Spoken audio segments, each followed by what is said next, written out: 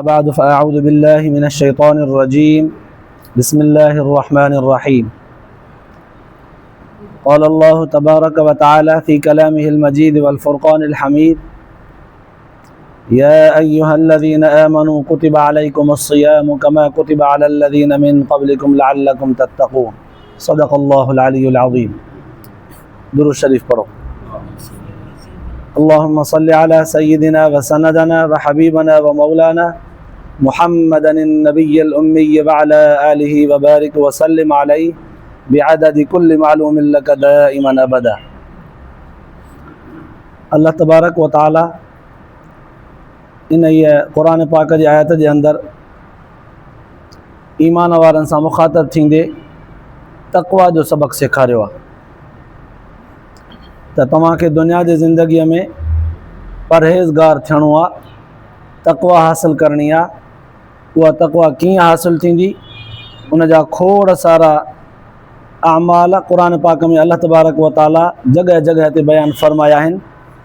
हिन आयत जे अंदरि रोज़े जो तक़वा सां निस्बत ऐं ताल्लुक़ बयानु फ़रमायो वियो त ईमान वारो तव्हांजे मथां रोज़ा फ़र्ज़ु कया विया आहिनि जीअं तव्हां खां पहिरीं उम्मतुनि जे मथां फ़र्ज़ु कया विया हुआ। साईं पोइ रोज़ा रखंदासीं त क़ुर्बान वञा छा मिलंदो? अल्लाह तबारक व ताला फ़रमायो लअल्लकुम तत्तक़ून, तव्हां जीअं परहेज़गार थियो, तक़वा हासिल करे वठो।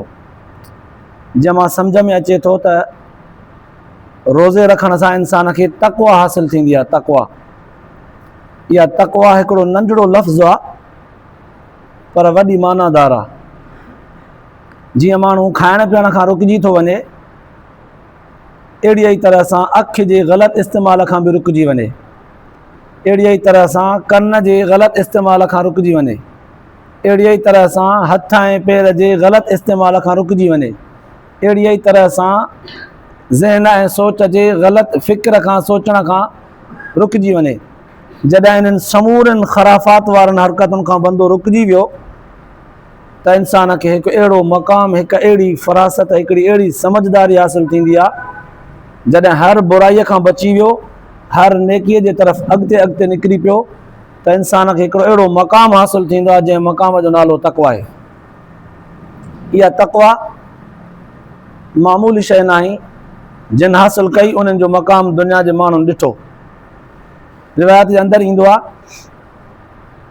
हज़रत अबू बकर सिद्दीक़ रज़ी अल्लाह ताला अन्हु जी जॾहिं वफ़ात जो वक़्तु आयो तॾहिं पंहिंजी न्याणीअ बीबी आयशा रज़ी अल्लाह ताला अन्हा खे घुराईं। अर्ज़ु करणु लॻो त पुट, मां फ़ौत थी वञा त मुंहिंजी जेका हीअ मीरास मिल्कियत आहे इहा पंहिंजे ॿिनि भाइरनि ऐं ॿिनि भेनरुनि में विरहाइजां।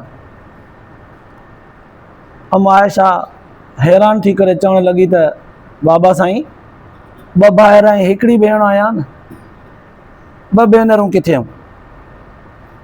हज़रत अबू बकर सिद्दीक़ रज़ी अल्लाह ताला अन्हु जवाबु ॾिनो त तुंहिंजे माउ खे हमल आहे।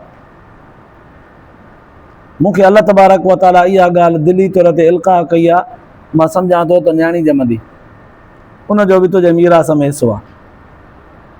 केॾी फ़रासत हुई! ॿार पैदा थियो उन महिल हीअ असां वारा अल्ट्रासाउंड ऐं इहे शयूं कोन हुयूं जो खणी चइजे त उन ज़रिए सां मिलियो। अल्लाह तबारक व ताला उन्हनि खे तक़वा जे ज़रिए सां उहो मक़ाम ॾिनो जंहिं मक़ाम सां, जंहिं फ़रासत सां इहे शयूं सुञाणे वञनि पिया। ॿियो मिसाल ॾियां, हज़रत उमर रज़ी अल्लाह ताला अन्हु जो ख़िलाफ़त जो दौर आहे। हज़रत उमर साईं जे दौरे ख़िलाफ़त में अली साईं हिकिड़ो ख़्वाब थो लहे, हुज़ूर सलातो सलाम जन जी ज़ियारत थी थिए। हज़रत अली साईं फ़रमाए थो त मां ॾिठुमि त हुज़ूर सलातो सलाम जन सां मिलिया आहियूं, पोइ फजर जी निमाज़ जो टाइम आहे, हुज़ूर सलातो सलाम जन फजर जी निमाज़ पढ़ाई आहे, काफ़ी सारा सहाबी सगोरा पोयां आहियूं, निमाज़ मां बि पढ़ी आहे हुज़ूर जन जे पोयां। निमाज़ पढ़ी जॾहिं फ़ारिग़ थियासीं त हिकिड़ी औरत आई, हिकिड़ो वॾो थाल खजूर जो खणी करे हुज़ूर सलातो सलाम जन जे आॾो पेश कयईं।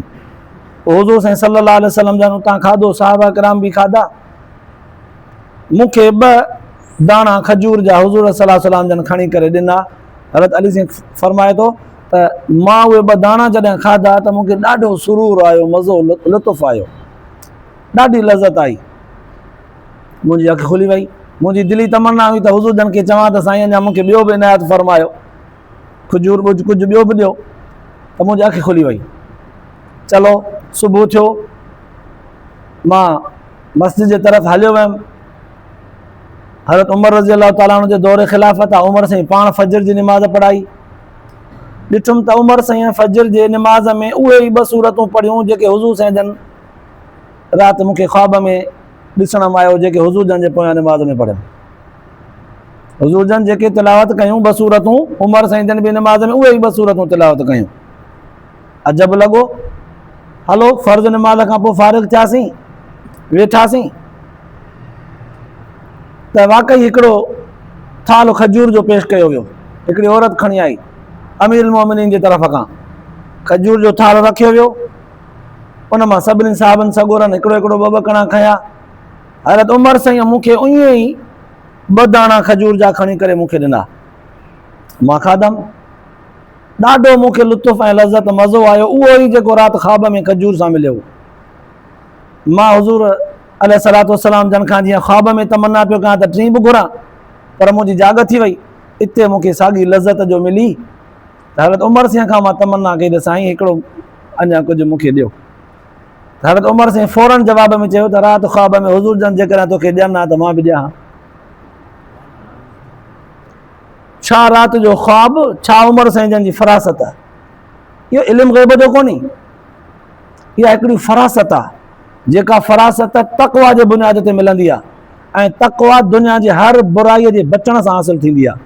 हर नेकीअ जो कमु अॻ में कजे, पहल कजे, हर बुराईअ खां बचिजे, पोइ इंसान जे वजूद में हिकिड़ो मक़ाम, हिकु हैसियत, हिकिड़ी अल्लाह तबारक व तआला जी तरफ़ खां नूरानियत मिलंदी आहे जंहिंजो नालो तक़वा आहे। इन ये तक़वा जे बुनियाद ते अल्लाह जे रसूल सल्लल्लाहु अलैहि वसल्लम ने हीअं बि फरमायो, इत्तक़ू फ़रासतल मुमिन फ़इन्नहु यंज़ुरु बिनूरिल्लाहि तआला। मोमिन जे फ़रासत ऐं समझदारीअ खां डिॼंदा कयो, छो त उहो अल्लाह तबारक व तआला जे नूर सां ॾिसंदो आहे। जंहिंखे तक़वा जे ज़रिए अल्लाह ताला जो नूर हासिलु थी वञे, उहो असांजे हिन दिलि ते रुॻो हीअं सीने ते नज़र रखे त असांजूं ॻाल्हियूं कढी वञे त तुंहिंजे दिलि में छा आहे। हिकिड़ो अहिड़ो मिसाल ॾियां, देवबंद जे अंदरि हिंदुस्तान में शाह वलीउल्लाह रहमतुल्लाह अलैह ज़बरदस्त आलिम फ़क़ीह थी गुज़रियो आहे, फ़लसफ़ी आलिम हो। उनजो पुटु हो शाह अब्दुल अज़ीज़ रहमतुल्लाह अलैह, पाण बि शेखुल हदीस हो। उनजा शागिर्द बि वॾा शेखुल हदीस आलिम मुहद्दिस निकिता। उनजी आदत हूंदी हुई त निमाज़ जमात सां अदा करण जे लाइ घर खां जॾहिं निकिरंदो हो त पोइ तालीम जे कम में देरि थींदी हुअसि, छो त जामा मस्जिद घर खां थोरो परते हुई, कुझु मील पंधु हुयो। पोइ इन तालीम जे रुकावटुनि खां बचण जे लाइ घर में नंढी मस्जिद ठाही हुयूं, जंहिंमें 5 वक़्ती निमाज़ पढ़ंदा हुआ। जुमे ते वरी जामा मस्जिद ईंदा हुआ जुमे जी निमाज़ अदा करण जे लाइ। पोइ ईअं मुरीद ऐं शागिर्द आम अवामी माण्हू शाह वलीउल्लाह रहमतुल्लाह अलैह जे मोहबत में 8 ॾींहं इंतज़ार में हूंदा हुआ। ऐं कुदरतन शाह वलीउल्लाह रहमतुल्लाह अलैह जे चहिरे में अल्लाह तबारक व तआला अहिड़ी त सूंह, नूरानियत, हुस्न, जमाल रखियो हो जो उनजी बुज़ुर्गी त पंहिंजे मिसाल पाण हुई, पर उनजे चहिरे जी नूरानियत बि ॾिसण वटां हुई। काफ़ी सारा माण्हू जेके मस्जिद में निमाज़ पढ़ण जे लाइ न बि ईंदा हुआ त जुमे जे ॾींहुं बाज़ार में दुकाननि खां निकिरी गलियुनि में रस्तनि जे 2 पासा किनारे खां बीही वेंदा हुआ त शाह इस्माइल ईंदो, उनजे चहिरे जी रुॻो ज़ियारत कंदासीं, मुंहुं ॾिसण जे लाइ। अजीब इत्तिफ़ाक़ थियो, हिकिड़े दफ़े 8 ॾींहं पूरा थिया, मुरीद जमात शहर जा माण्हू इंतज़ार में त हज़रत साईं जन ईंदा, उन्हनि जे चहिरे जी ज़ियारत थींदी। पर शाह इस्माइल रहमतुल्लाह अलैह जीअं निकितो त पंहिंजे हिकिड़े ख़ादिम सां गॾु निकितो, फ़सीहुद्दीन उनजो नालो हो। त फ़सीहुद्दीन अॻियां हज़रत उनजे पोयां अचनि था, पर रुमाल मथां वेढ़ियो अथनि, बिल्कुलु रुमाल अहिड़ी तरह सां वेढ़ियो अथनि जो मुंहुं बि लिकाए छॾियो अथनि अधु। फ़सीहुद्दीन अची करे अर्ज़ु कयो त साईं 8 ॾींहं हे सभु तव्हांजे चहिरे अनवर खे ॾिसण जे लाइ बेताब हूंदा आहिनि, वरी तव्हां चादर ढके छॾी आहे, कुझु त इहा चादर हटायो त हीअ वीचारा ॾिसनि, हिन जी बि दिलि ख़ुशि थिए। शाह इस्माइल रहमतुल्लाह अलैह फ़ौरन उहो पंहिंजो रुमाल लाहे करे उन फ़सीहुद्दीन ख़ादिम खे पारायो।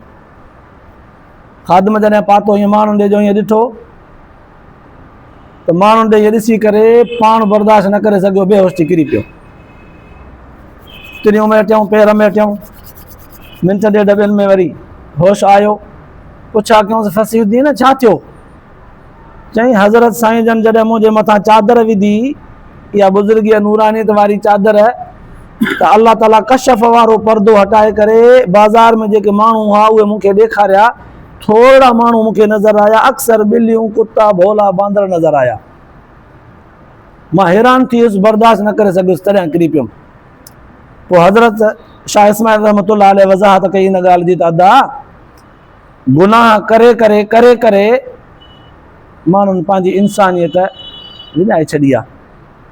कहिड़े मुंहं सां चादरूं हटाए करे उन्हनि ॾिसूं त असांजे अखियुनि सां इंसान न, बल्कि कुतड़ा, भोला, ॿिलियूं ऐं बांदर नज़र अचनि, हिनजे करे ॾिकाईंदा आहियूं। इहा तक़वा हुई, जंहिं तक़वा जे ज़रिए इंसान पंहिंजे बुछड़नि अमलनि जे करे बुज़ुर्गनि खे जानवर हैवान नज़र था अचनि। अल्लाह ताला क़ुरान पाक में इन्हनि ॻाल्हियुनि जी निशानदेही कई आहे। इंसान पंहिंजी हक़ीक़ी इंसानियत वारी ज़िंदगी गुज़ारे, जीअं अल्लाह ऐं अल्लाह जे रसूल उनखे इंसानियत जी तालीम ॾिनी आहे। जेकॾहिं ईअं नथो करे त इंसान में हैवानियत बि रखियलु आहे, उन हैवानियत वारियूं सिफ़तूं ज़ाहिर थींदसि। ॾोह कंदो, गुनाह कंदो, हराम खाईंदो, परायूं शयूं फॿाईंदो, त इहे जानवरनि जूं आदतूं आहिनि, कुतनि, ॿिलनि, भोलनि, बांदरनि जूं। त पोइ उहे सिफ़तूं इंसान मां ज़ाहिर थींदियूं जेके जानवरनि वारा कम कंदो। त अल्लाह तबारक व तआला इहा फ़रासत, इहा तक़वा इन परहेज़गारी जे करे हासिल करे ॾींदो आहे। ऐं उन्हनि बुज़ुर्गनि पंहिंजे अखियुनि सां ॾिसी करे असांखे ॿुधायो त तव्हां इन शयुनि खां बचो न, त तव्हांजी सूरत ॿेड़ी आहे। इहा हिकिड़ी वॾी अल्लाह तबारक व तआला जी तरफ़ खां इनाम ऐं नेमत आहे। हिकिड़ी हिकिड़ी नेमत हज़ार नेमत आहे, पर इहा परहेज़गारी असां नसीब थींदी। रोज़ो बि अल्लाह तबारक व तआला उन्हनि शयुनि मां हिकिड़ी परहेज़गारीअ वारी निस्बत करे बयानु कयो आहे त रखो, पर हर शइ जो एतमाम करे रोज़ो हर शइ खे रखो, हर शइ जे रोज़े जी निस्बत रखो, हर शइ बुराईअ खां बचो, हर नेकीअ जो कमु कयो। पोइ तव्हांखे जेका तक़वा मिलंदी, उन तक़वा में लअल्लकुम तत्तक़ून, पोइ तव्हांजो मक़ाम ॾिसो। अल्लाह ताला शायदि तव्हां असांखे अहिड़ो ई नसीब फरमाए जहिड़ो अल्लाह ऐं अल्लाह जे रसूल असां मां उमेदु रखी आहे। अल्लाह पाक तव्हां असांजे ॿुधण ॿुधाइण खे क़बूल मंज़ूर फरमाए, आख़िरत जे लाइ निजात जो ज़रियो बनाए। आख़िर दावाना अल्हम्दुलिल्लाहि रब्बिल आलमीन।